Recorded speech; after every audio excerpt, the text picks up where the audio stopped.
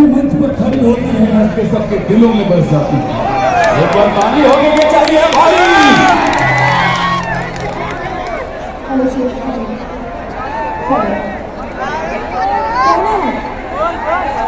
मुस्कुरा के भक्तों का जाम भरती है, मुस्कुरा के भक्तों का जाम भरती है।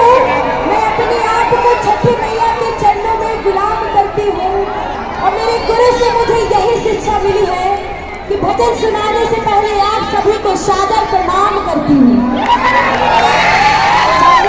मेरी तरफ से आप सभी को प्रणाम है और बहुत बहुत सौभाग्य की बात है हमारे खेसारी लाल यादव जी यहाँ आए, कभी मैं सादर कर चुके प्रणाम। हमारे जितने भी म्यूजिशियन है, राकेश यादव जी की साउंड अगर कोई आपसे नहीं लगे, जितने मॉनिटर बैकअप लगा रहे थे किसी में वॉइस नहीं आ रही है वो करती।